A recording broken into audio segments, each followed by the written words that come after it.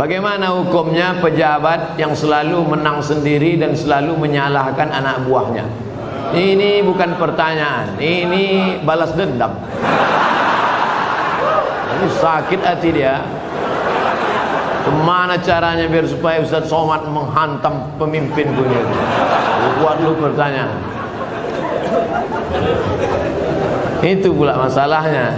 Dia bertanya sama Ustaz yang paham pula kan. Nabi berkirim surat kepada Raja Romawi, namanya Heraklius, Herkal. Apa kata Nabi? Aslim taslam. Kalau kau masuk Islam, kau selamat. Falaka ajrani, kau dapat 2 pahala. Kalau engkau baik, rakyatmu semuanya selamat dan kau dapat 2 pahala. Itulah enaknya jadi pemimpin. Karena kalau dia baik, rakyatnya baik, dia dapat 2 pahala. Tapi kalau kau tidak baik, falaka dzambul arisiyin. Semua dosa anak-anak buahmu kau ikut menanggungnya. Oleh sebab itu maka yang paling pertama dapat naungan di akhirat nanti, sab'atun yuzilluhumullah, 7 golongan dapat naungan Allah. Saat itu naungan tak ada, panas terik, tak ada atap. Di antara yang dapat naungan yang pertama bukan ustaz, yang pertama bukan ulama, yang pertama al-imamul adil, pemimpin yang adil. Tapi negara kita negara demokrasi. Kalau ada pemimpin-pemimpin kita yang zalim, yang menyalahkan orang, kita bisa lapor ke atas. Ada laporan, bapak-bapak pegawai kepala dinas lapor ke Pak Wali Kota, Pak Wali Kota ada laporan ke atas, ada atasan, ada BPK, ada Inspektorat Jenderal, ada macam bapak-bapak polisi, tentara lapor ke Propam, ada atasan yang bisa kita laporkan. Kalau takut kirim surat kaleng. Jangan fitnah. In ja'akum fasiqun binaba'in, kalau datang orang bawa berita palsu, fatabayyanu, klarifikasi. Nah, salah tak selesai dengan ditulis di wall Facebook, tapi harus diselesaikan. Wa amruhum syura bainahum, diselesaikan dengan musyawarah. Seorang laki-laki pakai emas dalam solatnya, apakah solatnya sah? Emas itu bukan babi, kecuali dia membawa rantai babi, baru Arab. Emas tidak. Emas kalau dipegang, wudhu kita tak batal, solat kita pun tak batal. Tapi Nabi mengharamkan pakai emas. Ini mesti dipahami. Emas kalau kita masukkan ke kantong, dibawa solat, Allahu Akbar, solat sah. Tapi memakai cincin emas haram. Bapak-bapak yang pakai cincin emas, buka sekarang juga. Tak ada gunanya pengajian. Tak ada guna pengajian. Nantilah mubazir mengaji. Bapak-bapak yang sekarang pakai cincin emas, buka sekarang juga. Tak perlu tunjukkan, pelan-pelan aja dari bawah. Buka masuk. Balik dari sini, jual. Kalau batunya sayang, simpan. Mana tahu batunya zamrud, kecubung, permata, intan, simpan. Ambil batunya, ikatkan dengan perak. Cincin saya emas putih Pak Ustaz. Emas putih itu emas. Emas putih itu emasnya 80, nikelnya 5. Emas putih itu emasnya 80%, nikelnya 5%, peraknya 18%, peraknya 15%. Maka warnanya putih, tapi dia emas juga. Jadi kalau mau buat cincin, perak saja. Ini cincin perak. Batunya zamrud, asli. Mereknya Casio, Casio orang. Tak pernah saya beli. Kalau sempatlah saya beli sekian puluh juta, lalu kemudian anak yatim tak sekolah, neraka jahanam tempat saya. Bisa pula anak yatim tak sekolah, cincin kita 30 juta. Pak, minta makan Pak, belum makan pagi, kata anak yatim di lampu merah. Kita mau. Nauzubillah. Oleh sebab itu maka yang punya cincin emas, wahai Imam Syafi'i, kenapa laki-laki Islam tak boleh pakai cincin emas? Apa kata Imam Syafi'i? Robek hati orang miskin menengok cincin emas. Aku makan pun payah, kau sampai hatilah pula pakai cincin emas. Matilah kau cepat, kata dia. hancur hati dia. Itu alasan ulama dulu. Tapi rupanya sekarang setelah ditemukan emas itu ada molekul-molekul kecil masuk ke dalam pori-pori, masuk ke dalam darah, masuk ke dalam jantung, menyebabkan penyakit Alzheimer, penyakit tua sebelum masanya, penyakit lemah, tak bertenaga. Banyak orang barat yang sudah kena, pokoknya emas. Lalu kami yang perempuan, Pak Ustaz, yang perempuan dia masuk ke dalam, keluar lagi melalui darah menstruasi haid. Makanya kalau ada bapak yang haid, pakailah.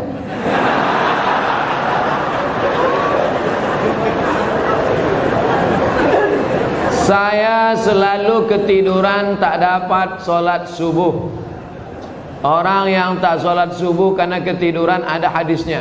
Man nama, siapa yang tidur, walam yusalli, sampai tak sembahyang subuh, balas syaitanu fi uzuni, setan kencing di telinganya.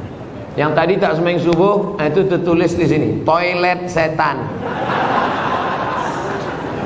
Makanya ceramah ini harus terus diamalkan. Balik dari sini, pergi ke toko jam di Tanjung Pinang, cari dia. Mbak, apa jam yang paling mantap di sini? Nah, ini satu.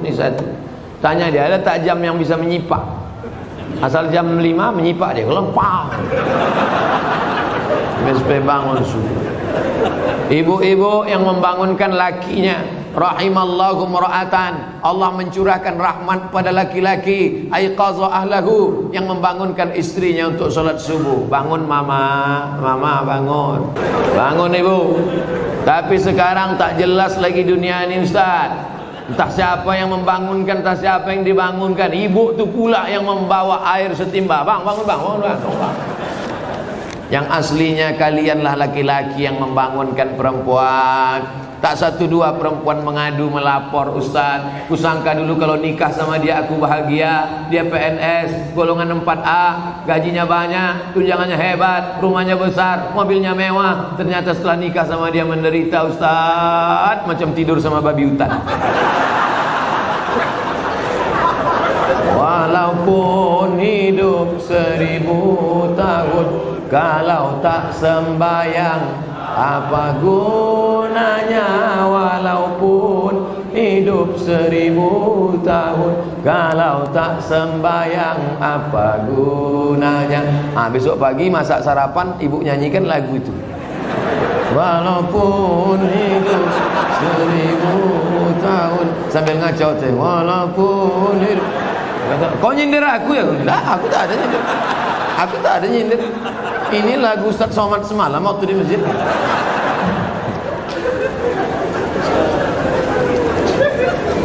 Ustaz, apa sah laki-laki sholat di rumah tapi tak di masjid? Laki-laki sholat di rumah, laki-laki solehah. Laki-laki sholat di masjid. Ini masjid kota Tanjung Pinang dibangun tapi tidak sesuai lagi dengan kota. Tidak sempat lagi bisa dilebarkan. Parkir sudah sulit, masyarakat sudah tertampung lagi. Makanya mesti dibangun nanti di lokasi yang baru, masjid yang lebih besar lagi. Amin. Yang ini tetap ramai, yang sana tetap ramai. Tengoklah, tak muat lagi orang sholat. Orang Tanjung Pinang ini kaya-kaya, tiang masjidnya emas. Ilaha illallah. Luar biasa. Orang susah menjadi emas. Laki-laki di Tanjung Pinang tak ada yang pakai emas, karena mereka mau menunjukkan kayanya bukan dengan cincinnya, tiang masjidnya emas. Hebatnya lagi di Tanjung Pinang, walaupun tiang masjidnya emas, tapi jendelanya tak pakai kosen. Menunjukkan apa? Aman. Tanjung Pinang aman, tak ada pencuri. Kadang-kadang kita masuk ke salah satu masjid, kotak infak dicor. Kotak infak pakai rantai besi, pakai gembok. Di sini aman. Coba tengok masjid, lampunya pula macam lampu Masjid Nabawi. Luar biasa, hebat. Entah emas tak kuningan.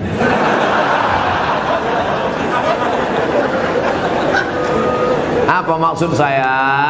Nikmat yang sudah besar ini maka dibalas dengan sholat berjamaah. Tapi rasanya mengajak orang Tanjung Pinang sholat berjamaah mubazir.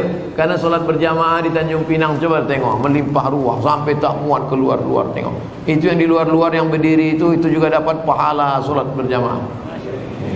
Kalau sholat. Enggak sholat mana mau dapat? Layan tayanna, mereka yang tak datang ke masjid, jangan ulangi lagi. Yang sholat di kantor, yang sholat di rumah, yang sholat di kamar, jangan ulangi lagi, kata Nabi. Kalau kalian tetap sholat di rumah, la uharriqanna alaihim buyutahum, ku bakar rumah mereka. Nabi yang bilang, kalau kalian sholat di rumah, ku bakar rumah mereka. Kalau hidup Nabi sekarang bertambah hotspot titik api. Saking banyaknya rumah yang dibakar Nabi, berasap lagi. Ustaz janganlah sebut-sebut asap. Asap Tanjung Pinang ini kan dari kampung Ustaz juga. Saya tahu, ku tahu apa yang ada dalam hati. Sebelumnya dari malam saya niat sholat subuh, tapi saya bangunnya jam 6 pagi waktu setempat. Apakah masih boleh sholat? Ini bukan menanya, menawar ini.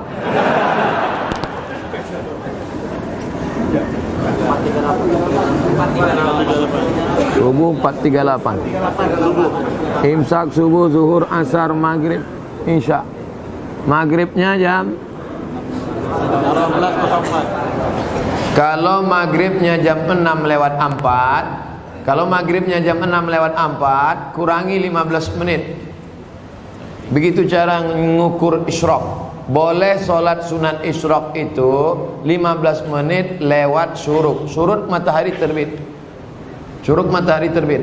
Jadi kalau begitu, syuruk matahari terbit di Tanjung Pinang jam 5.50 tambah 15 menit baru boleh sholat sunat isyraq jam 6:05. Itu jam kita ini imsak ada tapi isyraq tak ada. Cara mudah untuk isyraq, tengok maghribnya.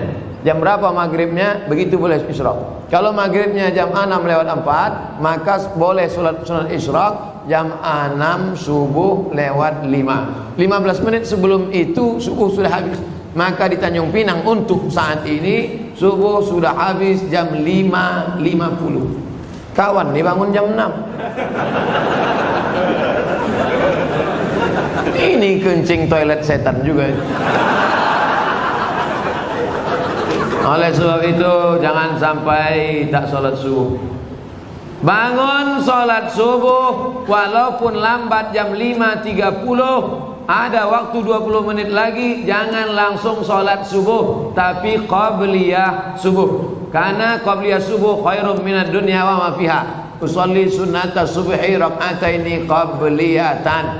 Rakaat pertama qul ya ayyuhal kafirun. Rakaat kedua qul huwallahu ahad. Baru iqamat, baru sholat subuh. Jangan tinggalkan qabliyah subuh. Jangan tinggalkan qabliyah subuh walaupun terlambat. Apakah ambil zakat menunggu orang minta zakat atau mencari yang wajib zakat menerima zakat? Khuz, ambil. Ambil zakat, khuz, ambil. Bukan, hai orang beriman, berzakatlah. Yang mau zakat silakan, yang enggak mau enggak apa-apa. Bukan begitu bunyi ayatnya. Khuz, ambil. Makanya yang punya jabatan kekuasaan buatkan perda, peraturan daerah, bayar zakat. PNS, ASN, perusahaan, BUMN bayar zakat ke Basnas. Yang tak mau bayar zakat tekan materi 6.000, siap dipindahkan ke sejauh mata memandang. Bisa apa tak bisa? Sudah, kata Pak Wali. Sudah diterapkan. Langsung zakat potong atas. Abdul Somad jadi tim sosialisasi zakat provinsi 5 tahun. Bayarlah zakat. Tak takut orang. Tak ada jabatan, tak ada kekuasaan. Tapi begitu bupati tanda tangan perda bayar zakat, langsung 10 miliar. Selama saya ceramah, yang paling besar zakatnya Aceh Barat, Meulabu, 15 miliar kabupaten. 15 M. Pas saya ceramah sana, saya tak tahu. Saya pun ceramah di kampung saya di Riau ada kabupaten 10 miliar. Mereka senyum-senyum. Pas makan, berapa tadi Ustaz? 10 saya bilang. Kami 15 kata. Dalam hati saya Abdul Somad akan datang kalau mau ceramah tanya dulu. Pastikan kita lebih besar. Maka saya ingat betul itu. Mau labuh itu 15 M dulu 4 tahun yang lalu. Sekarang lebih besar lagi. Bagaimana cara menegur khotib yang lupa rukun khutbah? Kasih tahu, Pak Khotib lupa rukun khutbah 5. Semua laki-laki di sini wajib bisa khutbah. Karena mana tahu nanti pergi ke pulau, kebetulan ditugaskan Pak Wali pergi ke pulau. Sampai di pulau ada sholat Jumat. Apa kata pengurus masjid? Hari ini Jumat tidak jadi karena nggak ada khotib. Karena khotib mencret. Karena khotib demam. Maka PNS yang datang tadi berdiri, saya bisa jadi khotib. 5 rukun khutbah. Naik ke atas mimbar, alhamdulillah wassalatu wassalamu ala rasulillah ya ayyuhalladzina amanu taqullah usikum wa nafsi bitaqwallah Allahumma fir lil muslimina wal muslimat. Duduk. Habis itu tegak lagi, alhamdulillah Allahumma salli ala sayyidina Muhammad ya ayyuhalladzina amanu taqullah usikum wa nafsi bitaqwallah Allahumma fir lil muslimina wal muslimat. Dah, umat. Rukun khutbah cuma 5. Alhamdulillah, salawat, ayat, wasiat takwa, doa. Alhamdulillah, salawat, ayat, wasiat takwa, doa. Selesai sholat, Bapak dari mana? PNS Tanjung Pinang. Kok pendek kali rukunnya? Aku masih syukur bisa, kau tak bisa lagi.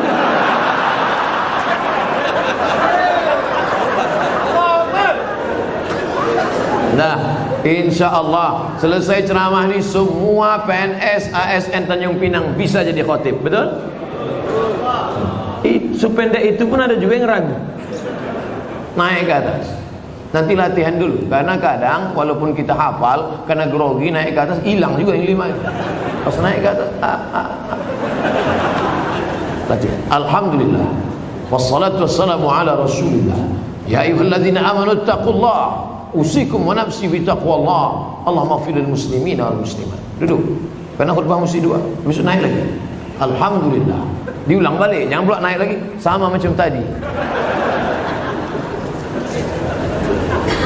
Apa pendapat Ustaz tentang film The Santri yang tidak mencerminkan kehidupan pesantren yang sebenarnya dan disutradarai oleh Livi Zeng yang kontroversi itu? Kalian mancing-mancing ah.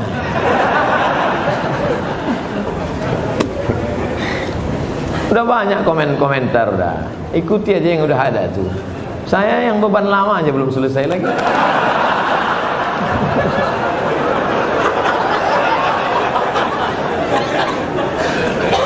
Haram hukumnya masuk ke rumah ibadah orang lain.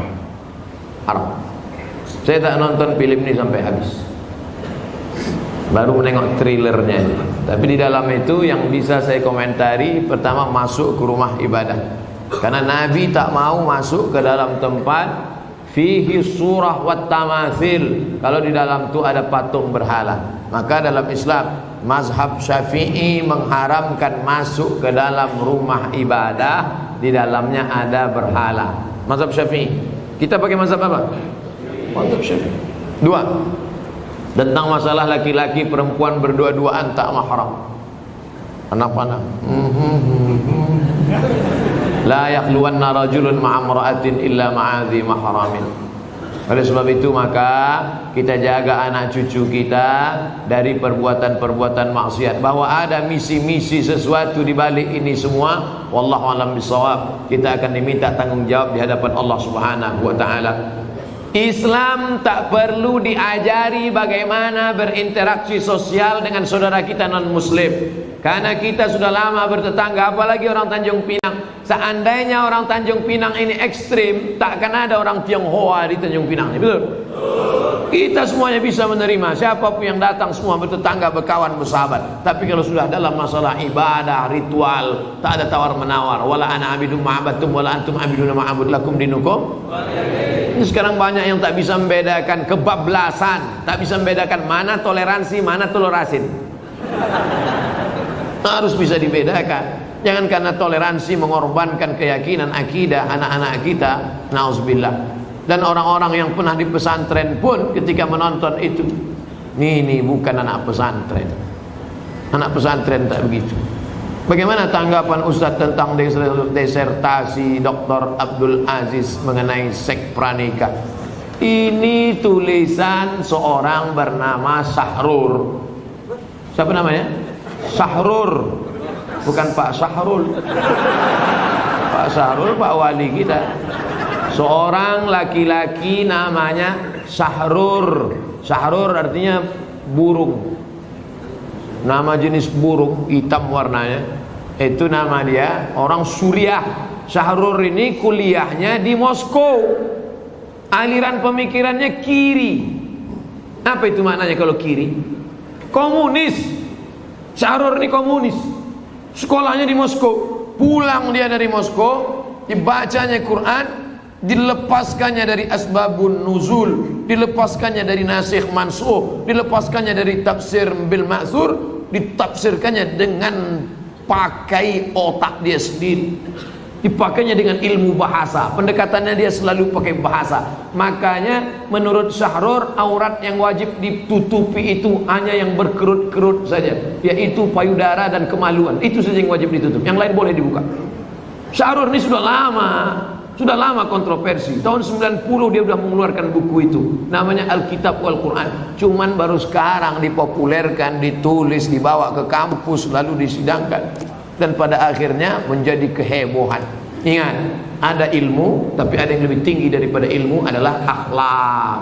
Mana akhlak kita di hadapan manusia dan di hadapan Allah Subhanahu wa taala. Hai para cendekiawan-cendekiawan, jaga akhlak, karena keilmuan kita akan dituntut di hadapan Allah. Kira-kira apa efeknya? Mengeluarkan disertasi bahwa hubungan laki-laki perempuan, suka sama suka, tidak dianggap sebagai zina. Kira-kira apa efek positifnya terhadap umat? Tak ada.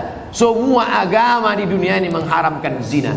Agama apapun. Tanyalah kawan-kawan kita yang Tionghoa, Konghucu, tanya saudara-saudara kita yang Kristen, Katolik, tanya sama dia, apakah dibenarkan? Tidak. Tak ada satupun yang melegalisasi perbuatan zina. Na'udzubillah. Apa boleh ketika halangan saya tetap menjaga wudhu dan zikir yang biasa saya? Perempuan yang berhalangan boleh berwudhu, perempuan yang berhalangan boleh tetap berzikir. Yang tak boleh baca Quran, tak boleh baca Quran, tak boleh pegang Quran, tak boleh iktikaf di masjid, tak boleh tawaf, tak boleh solat, tak boleh puasa. Adapun berzikir tetap. Baca Quran yang ayat fungsinya sebagai doa boleh. Mana itu ayat sebagai doa? Naik kendaraan, subhanalladzi sakhkhara lana hadza wa ma kunna lahu muqrinin. Itu adalah ayat Quran, tapi fungsinya waktu naik kendaraan sebagai doa. Rabbana atina fid dunya, itu doa. Tapi dalam ayat Quran, maka fungsinya sebagai doa boleh. Apa hukum orang suka membid'ah-bid'ahkan orang lain, sementara perilakunya tidak memberikan contoh? Tak dikasihnya contoh bid'ahnya apa? Ada orang baca Yasin lalu dibid'ah. Kalian jangan baca Yasin lagi. Baca Yasin ini bid'ah. Jadi kalau ada orang membid'ahkan kami baca Yasin, cuman apa Ustaz? Baca aja terus sampai dia capek. Dua kemungkinan. Kalau dia capek, kita terus. Kalau kita capek, dia terus. Sekarang saya mau tanya, kalau ada orang membid'ahkan Bapak Ibu Yasinan, Bapak mau terus atau berhenti? Teruslah, nanti lama-lama dia capek. Kenapa tak kau bid'ahkan lagi orang Tanjung Pinang baca Yasin? Capek aku udah kusuruh tak juga berhenti. Yasin itu Quran apa tak Quran? Quran. Membaca Quran apa hukumnya? Wajib baca Quran. Kenapa cuma Yasin yang dibacanya? Yang lain dibacanya juga. Cuman Yasinnya ada keutamaan tersendiri. La tuqra'u fi amrin asirin illa yassarahu Allah. Kalau dibacakan pada perkara yang sulit, maka dimudahkan Allah. Sulit punya anak, baca Yasin. Sulit mau jumpa jodoh, baca Yasin. Sulit mengatasi masalah, baca Yasin. Sulit sakaratul maut, baca Yasin. Makanya kalau ada orang sakaratul maut, bacakan Yasin. Dua gendang ya. Kalau tak sehat, mati. Kadang laki-laki ini banyak marah sama bininya. Apa kau nih baca-baca Yasin aja? Bang, aku baca ini persiapan untuk abang juga. Nanti kalau bapak tu agak demam sikit aja, Yasin. Insya Allah bang, dua gendang ini bang. Kalau tak sehat abang gul. Pak Ustaz Abdul Somad mohon doakan putra kami Fatli bangsawan diterima di sekolah kedinasan Akmil Akademi Militer. Di akhir majelis kita doa. Ibunya bapaknya tiap malam baca Yasin. Selesai baca Yasin, ya Allah berkat kemuliaan surat Yasin ini diterimalah anakku hendaknya. Baca Yasin, habis baca Yasin. Dari mana dalilnya ini bisa kami tengok? Baca tafsir Ibnu Katsir. La muqaddimah surat Yasin, tafsir Ibnu Katsir, la tuqra'u fi amrin asirin illa yassarahullah. Kalau dibacakan pada perkara yang sulit, susah, dimudahkan Allah. Saya kuliah sudah 4 tahun, tapi masih semester 4. Harusnya sudah semester 8. Saya tak bisa lanjut karena kampus saya tak lengkap peralatannya. Oh, bukan salah dia. Oke, jangan mudah kita suuzon. Harusnya di semester 5 ini saya ujian dan praktek. Saya galau Pak Ustadz, umur sudah 25 tahun. Kapan lagi saya mau menyenangkan keluarga dan menjadi mandiri? Mohon bimbingannya Pak Ustadz. Pindah aja kampus lain. Apa dipertahankan sih? Jangankan kau, kami pun membacanya galau. Apa 4 tahun? Pindah kampus lain. Banyak universitas berserak-serak di Kepulauan Riau. Susah dipertahankan situ. Yang perlu dipertahankan itu sehidup semati denganmu, Mas. Itu kalau nikah. Kalau sama kampus apa pula sehidup semati? Biar kampus itu mati. Ketika sholat subuh saya lupa baca kunut. Setelah salam saya baru teringat. Apa yang perlu saya lakukan Pak Ustaz? Sujud sahwi kalau engkau mazhabnya Syafi'i. Sami Allahu liman hamidah. Allahu akbar. Tak akan bangkit lagi ke atas. Terus saja sujud. Rabbi fili warhamni wajburni warfa'ni warzuqni wahdini wa'afini wa'afani. Allahu akbar. Subhana rabbil a'la bihamdi. Allahu akbar. At-tahiyatul barakatuh salawatu. Sebelum salam sujud. Allahu akbar. Subhana man la yanamu wa la yashu. Maha suci Allah yang tak tidur, yang tak lupa. Allahu akbar. Duduk lagi. Sujud lagi, sujud 2 kali. Allahu akbar. Subhana man la yanamu wa la yashu. Allahu akbar. Baru salam. Assalamualaikum warahmatullah. Begitu juga jadi imam. Imam lupa doa kunut dalam mazhab Syafi'i, sujud sahwi. Kalau imam sujud sahwi, saya ikut tak apa? Ikut. Ini banyak juga makmum tak ikut. Imam sujud sahwi, dia diam aja. Pas salam, kau kenapa tak sujud sahwi? Yang lupa kan dia, aku tidak. Nak ikut imam. Ju'ilal imam liutamma bih. Yang tak baca kunut tu mazhab apa Pak Ustaz? Hambali. Hambali sama Hanafi tak ada kunutnya. Makanya di Masjidil Haram waktu Bapak Ibu umrah kemarin ada pakai kunut subuh. Tidak. Masjidil Haram tak pakai kunut subuh karena imamnya mazhabnya Hambali sejak tahun 1924. Sejak 1924 mazhabnya Hambali. Sebelum itu Makkah itu mazhabnya Syafi'i. Terjadi revolusi King Abdul Aziz. Yang sekarang ini Salman bin Abdul Aziz menggantikan abangnya Abdullah bin Abdul Aziz, menggantikan abangnya Fahad bin Abdul Aziz, menggantikan abangnya Khalid bin Abdul Aziz, menggantikan abangnya Faisal bin Abdul Aziz, menggantikan abangnya Su'ud bin Abdul Aziz, menggantikan ayahnya King Abdul Aziz. Jadi sejak Abdul Aziz geng ini aja dia bermazhab Hambali. Sebelum itu dulu mazhabnya Syafi'i.